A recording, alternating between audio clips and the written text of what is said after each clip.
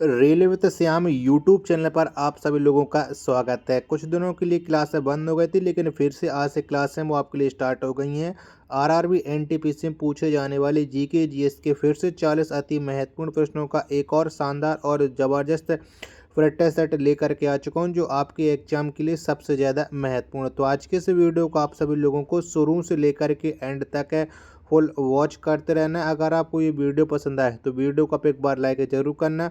40 प्रश्नों में से आप कितने प्रश्न सही कर पाते हैं, कमेंट बॉक्स में आपको अपना उत्तर है बताना। तो चलिएगा फिर शुरू करते हैं। तो पहला प्रश्न आ जाता है कि पेयजल में रोगाणुनाशी के रूप में किस गैस का प्रयोग किया जाता है, यानी कौन सी गैस का प्रयोग कर से जल में रोग हैं वो नष्ट हो जाते हैं। तो इसके लिए प्रयोग किया जाता है क्लोरीन का। एक का सी ऑप्शन देने वाले सभी लोगों का राइट आंसर हो जाएगा।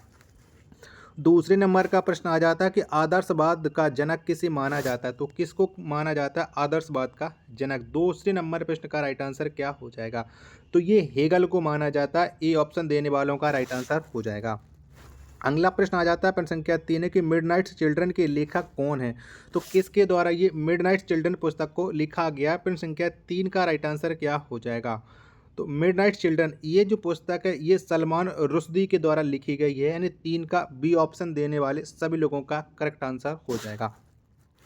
नेक्स्ट प्रश्न है प्रश्न संख्या 4 आ जाता है कि सौर ऊर्जा का सबसे बड़ा युग्की कारक क्या है, तो बताओ कौन सा है सौर ऊर्जा का सबसे बड़ा। तो सौर ऊर्जा का जो सबसे बड़ा युग्की कारण है वो है हरा पौधा, यानी 4 का बी ऑप्शन देने वाले सभी लोगों का राइट आंसर हो जाएगा। नेक्स्ट प्रश्न आ जाता है प्रश्न संख्या 5 है कि भारत का पहला इंजीनियरिंग कॉलेज कहाँ है, तो बताओ कहाँ पर स्थापित हुआ था भारत का पहला इंजीनियरिंग कॉलेज। प्रश्न संख्या 5 का राइट आंसर क्या हो जाएगा, तो ये हुआ था रुड़की में, यानी 5 का सी ऑप्शन देने वालों का सबका राइट आंसर हो जाएगा। कमेंट बॉक्स में आपको बताना है कि रुड़की शहर वो भारत के कौन से राज्य में स्थित है। नेक्स्ट प्रश्न आ जाता है प्रश्न संख्या 6 कि बिना दुर्ग का एकमात्र सिंधु नगर कौन है, तो बताओ कौन सा है प्रश्न संख्या 6 का राइट आंसर। तो चंदहूड़ो ये एक बिना दुर्ग वाला एकमात्र सिंधु शहर, यानी यहाँ पर एक भी किलों का निर्माण नहीं किया गया था। 6 का डी ऑप्शन राइट आंसर हो जाएगा। नेक्स्ट प्रश्न संख्या 7 आ जाता है कि पदार्थ की चौथी अवस्था क्या है, तो बताओ कौन सी है पदार्थ की चौथी अवस्था। तो ठोस द्रव गैस ये 3 अवस्था हो जाती हैं, जबकि जो चौथी अवस्था है वो है प्लाज्मा, यानी 7 का ए ऑप्शन देने वालों का राइट आंसर हो जाएगा। नेक्स्ट प्रश्न आ जाता है प्रश्न संख्या 8 है कि शिवाजी की मंत्रिपरिषद में प्रधानमंत्री को क्या कहा जाता था, तो बताओ क्या कहते थे। यानी शिवाजी जो मराठा राज्य के मराठा साम्राज्य के जो राजा थे, यानी उनकी मंत्रिपरिषद थी, उसमें प्रधानमंत्री को क्या कहते थे, तो इसमें कहा जाता था पेशवा। 8 का बी ऑप्शन करेक्ट आंसर हो जाएगा। नेक्स्ट प्रश्न आ जाता है प्रश्न संख्या 9 है कि शतवर्षीय युद्ध किस 2 देशों के बीच हुई, बताओ कौन से 2 देशों के बीच में ये 7 वर्षीय युद्ध हुआ था, तो ये हुआ था इंग्लैंड और फ्रांस के मध्य में, यानी 9 का सी ऑप्शन करेक्ट आंसर हो जाएगा। 10वें नंबर का प्रश्न आ जाता है शिक्षा किस सूची का विषय है, तो बताओ शिक्षा को कौन सी सूची में रखा गया। प्रश्न संख्या 10 का राइट आंसर क्या हो जाएगा, तो शिक्षा ये समवर्ती सूची का हिस्सा है। 10 का सी ऑप्शन राइट आंसर हो जाएगा। नेक्स्ट प्रश्न आ जाता है प्रश्न संख्या 11 कि रक्त के स्कंदन में कौन सा विटामिन मदद करता है, तो बताओ कौन सा विटामिन मदद करता है। तो रक्त के स्कंदन में विटामिन के मदद करता है, 11 का डी ऑप्शन देने वालों का राइट आंसर हो जाएगा।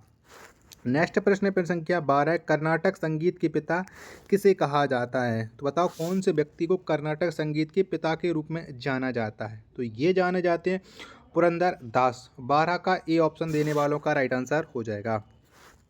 प्रश्न संख्या 13 आ जाता है कि लोकसभा में विपक्ष के प्रथम नेता कौन थे, तो बताओ कौन बने थे लोकसभा में विपक्ष के प्रथम नेता, तो ये बने थे राम सुभग सिंह, यानी 13 का बी ऑप्शन देने वालों का राइट आंसर हो जाएगा।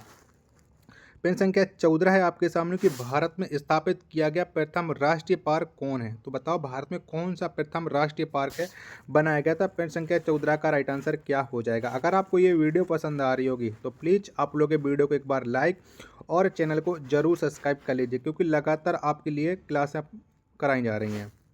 तो बताओ, तो भारत का प्रथम जो राष्ट्रीय पार्क था वो था जिम कॉर्बेट नेशनल पार्क। 14 का सी ऑप्शन देने वालों का करेक्ट आंसर हो जाएगा। अगला प्रश्न प्रश्न संख्या 15 आ जाता है कि लेसर का आविष्कार किसने किया था, तो बताओ किसके द्वारा लेसर का आविष्कार हुआ था, तो ये हुआ था टी एच मैगमन के द्वारा, यानी 15 का बी ऑप्शन करेक्ट आंसर हो जाएगा। 16वें नंबर का प्रश्न आ जाता है कि शरीर में ताप स्थायी रखने वाली ग्रंथि कौन है? तो बताओ कौन सी ग्रंथि है? तो वो ग्रंथि है हाइपोथैलेमस। कौन सी है? हाइपोथैलेमस। 16 का ए ऑप्शन करेक्ट आंसर हो जाएगा। नेक्स्ट प्रश्न आ जाता है प्रश्न संख्या 17 की भारत में प्रथम रमन मैग्सेसे पुरस्कार विजेता कौन है? तो कौन से वो व्यक्ति हैं जिनको सबसे पहले रमन मैग्सेसे पुरस्कार है मिला हुआ है? तो ये है आचार्य विनोबा भावे। यानी 17 का सी ऑप्शन करेक्ट आंसर हो जाएगा। नेक्स्ट प्रश्न है प्रश्न संख्या 18 कि भारतीय वनस्पति सर्वेक्षण का मुख्यालय कहाँ है? तो बताओ कहाँ पर है? प्रश्न संख्या 18 का राइट आंसर क्या हो जाएगा? तो भारतीय वानस्पतिक सर्वेक्षण का जो मुख्यालय है ये स्थित है लखनऊ उत्तर प्रदेश में।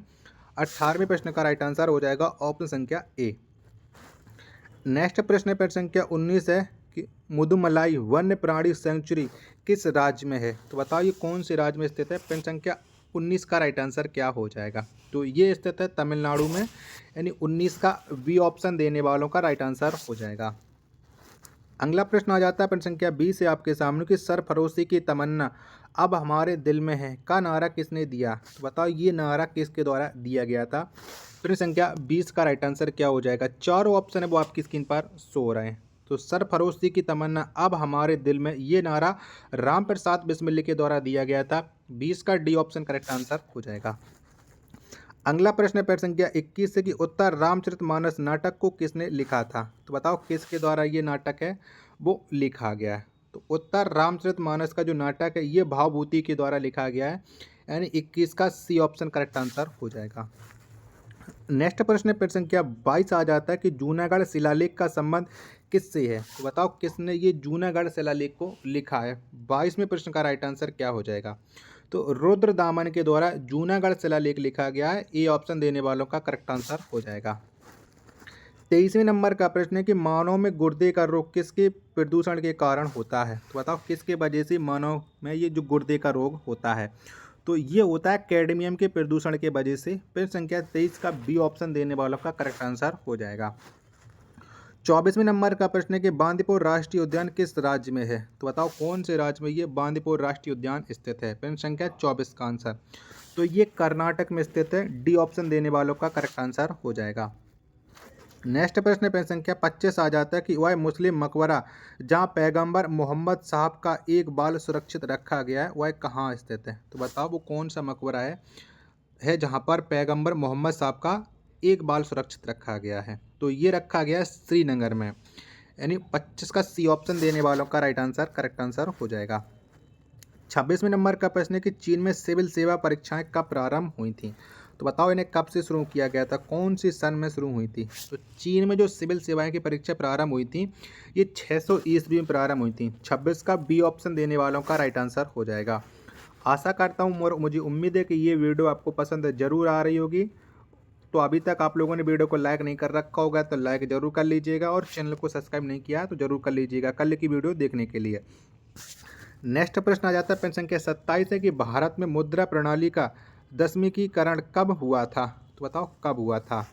तो भारत में मुद्रा प्रणाली का जो 10वीं हुआ था ये हुआ था 1957 में। 27वें प्रश्न का डी ऑप्शन देने वालों का करेक्ट आंसर हो जाएगा।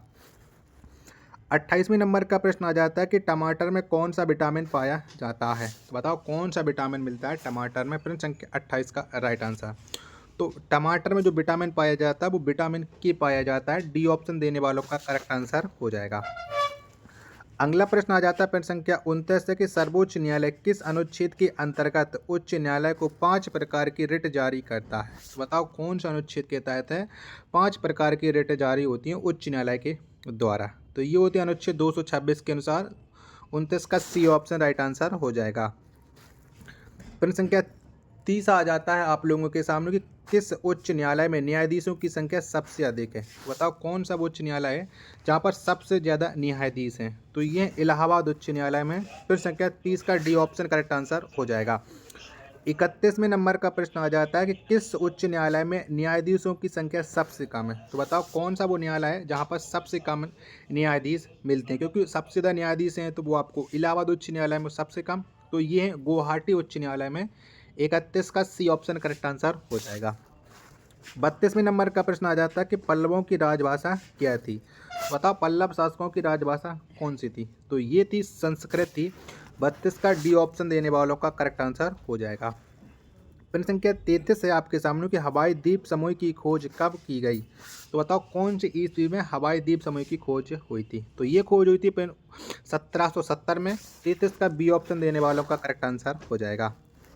नेक्स्ट प्रश्न प्रश्न संख्या 34 कि बौद्ध संघ में सम्मिलित होने के लिए न्यूनतम आयु सीमा कितनी थी। यानी जो बौद्ध संघ बना था इसमें शामिल होने के लिए कितनी आयु सीमा थी। तो इसमें जो आयु सीमा थी सबसे कम आयु सीमा थी 15 वर्ष। 34 का सी ऑप्शन देने वालों का करेक्ट आंसर हो जाएगा। अगला प्रश्न आ जाता है प्रश्न संख्या 35 कि सबसे अधिक नलकूप किस राज्य में है। तो बताओ कौन सा वो राज्य है जहाँ पर सबसे अधिक नलकूप हैं पाए जाते हैं। तो वो राज्य उत्तर प्रदेश। 35 का ए ऑप्शन करेक्ट आंसर हो जाएगा। नेक्स्ट प्रश्न संख्या 36 आ जाता है विश्व का उच्चतम गुरुत्वीय बांध कौन है। तो बताओ कौन सा है। तो विश्व का जो उच्चतम जो गुरुत्वीय बांध है वो बांध है भाखड़ा बांध। और आपको बताने कि जो भाखड़ा बांध है वो कौन से राज्य में स्थित है। प्रश्न संख्या 36 का डी ऑप्शन करेक्ट आंसर हो जाएगा। अगला प्रश्न आ जाता है प्रश्न संख्या 37 है कि भारत का लिंगानुपात कितना है। तो बताओ कितना है, यानी 1000 पुरुषों पर कितनी महिलाएं हैं। ठीक है, तो भारत का जो लिंगानुपात है वो है 943। फिर संख्या 37 का सी ऑप्शन करेक्ट आंसर हो जाएगा। और ये जो है 2011 की जनगणना के अनुसार है। अभी 2021 वाली जो गणना हुई है नहीं हुई है। ठीक है, तो अब कब होती है वो जब अपडेट आएगी तब आपको पता चल जाएगा। अगला प्रश्न आ जाता है प्रश्न संख्या 38 है कि सुल्तानपुर झील अभयारण्य किस राज्य में है। तो बताओ कौन सा राज्य है जहां पर सुल्तानपुर झील अभयारण्य मिलता है। तो ये है हरियाणा में। 38 का बी ऑप्शन करेक्ट आंसर हो जाएगा। प्रश्न संख्या 39 और अंतिम प्रश्न है कि समाचार पत्रों पर सेंसरशिप अधिनियम किसने लागू किया। तो बताओ कौन से वायसराय के द्वारा ये लागू की गई थी समाचार पत्रों पर सेंसर अधिनियम। तो ये लॉर्ड वेलेजली ने लागू किया था। 39 का ए ऑप्शन करेक्ट आंसर हो जाएगा। तो अगर आपको ये वीडियो पसंद आई हो तो प्लीज़ आप लोग ये वीडियो को एक बार लाइक और चैनल को आप लोग जरूर सब्सक्राइब कर लेना। और कमेंट बॉक्स में आपको बताना कि 39 प्रश्नों में से आपने कितने प्रश्न सही किए। मिलते पर अपने एक और नेक्स्ट वीडियो के साथ, तब तक लिए धन्यवाद। जय हिंद।